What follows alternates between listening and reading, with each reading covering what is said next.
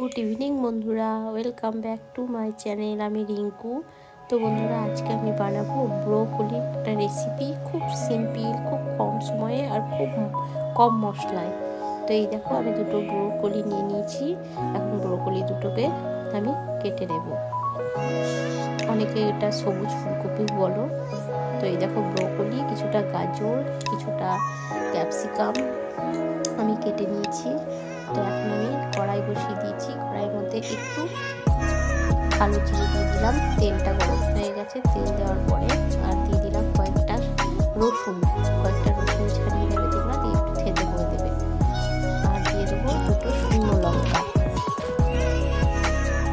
তারপরে এটা একটু হালকা ভাজা ভাজা করে দেবে।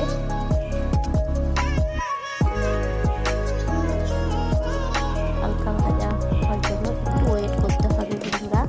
একটু হালকা ভাজা হলে না, যে রসুনের গন্ধটা খুব সুন্দর লাগে এই ব্রোকলি রেসিপিটার সাথে। এবার দিয়ে দিলাম কিছুটা পেঁয়াজ। এবার পেঁয়াজটা দিয়েও একটু হালকা ফ্রাই করে নেব। তোমরা দেখতে থাকো, সঙ্গে থাকো। আর যারা নতুন বন্ধুরা আমার এই ভিডিওটা দেখছো, প্লিজ তাদেরকে বলছি আমার চ্যানেলটাকে একটু সাবস্ক্রাইব করে রেখো, আর পাশে রাখা বেল বাটনটা প্রেস করে রেখো। আমি যখনই কোনো নতুন ভিডিও পোস্ট করবো তোমাদের সামনে পৌঁছে যাবে। তো এই দেখো, আমার প্রায় পেঁয়াজটা প্রায় একটু ভাজা ভাজা হয়ে গেছে। খুবই সিম্পল এই রান্নাটা, অথচ স্বাস্থ্যের পক্ষেও খুব ভালো।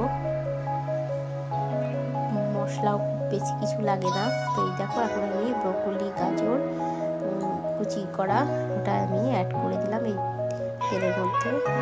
সুন্দর করে নাড়াচাড়া করে দেবো। এটার মধ্যে কোনো জল অ্যাড করবে না, তাহলে কিন্তু ভালো লাগবে না রান্নাটা। একদম ঢেকে ঢেকে কম আছে এই রান্নাটা করতে হবে। তখন আমি খুব সুন্দর করে নেড়ে নিচ্ছি ওপর থেকে ভিতর অবধি। ঢেকে ঢেকে একবার করে ঢেকে দেবে আর একবার করে নাড়বে।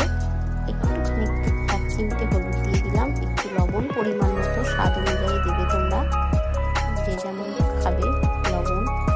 তো এবারও একটু আমি নেড়ে নিলাম।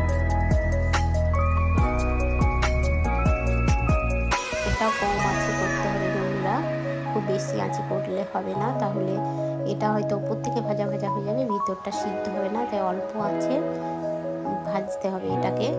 আর কয়েকটা কাঁচা লঙ্কা চিড়ে দিয়ে দিলাম। এবার দিয়ে দিলাম ক্যাপসিকামগুলো। ক্যাপসিকাম কুচিটা দিয়েও আবার নেড়ে নেব।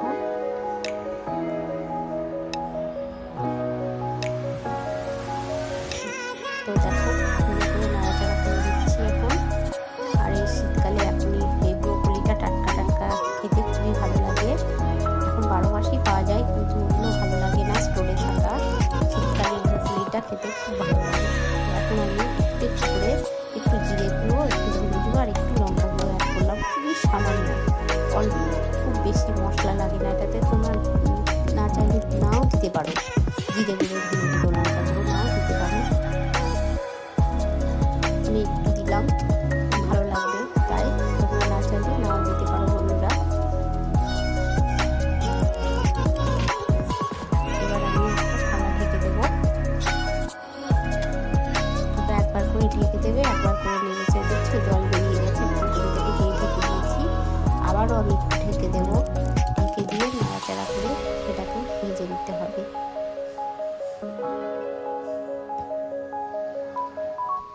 তো আবারও আমি ঢেকে দিলাম। তোমরাও এরকম করে একবার করে, তারপরে আবার খুলে দেখলাম, হ্যাঁ আমার হয়ে গেছে। এখন আমি উপর থেকে একটু গোলমরিচের গুঁড়ো দিয়ে দিলাম।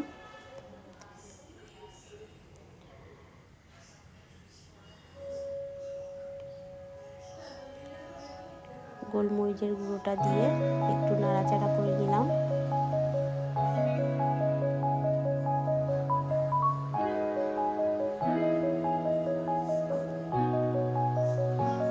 এবার দিয়ে দেবো আমি দু পিস ছোটো ছোটো বাটারটা দিয়ে আর একটু নাড়াচাড়া করে নিলাম। তোমরা চাইলে এটা তেলের বদলে শুধু বাটারেও ভাজতে পারো, অল্প বাটার দিয়ে, তাহলে আরও স্বাদটা ভালো হবে।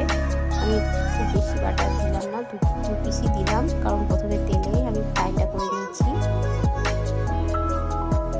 এটা তোমরা রুটি, লুচি, পরোটা, ভাত যা সব বাচ্চারাও এটা খুব ভালো পছন্দ করে। তো এই দেখো বন্ধুরা, এবার আমি একটা পাত্রে নামিয়ে নিয়েছি। তো আমার ব্রোকলির রেসিপিটা রেডি। তোমাদের কেমন লাগলো একটু কমেন্ট করে বলবে বন্ধুরা। তোমরা বাড়িতে এরকমভাবে রান্না করে ব্রোকলির রেসিপিটা রান্না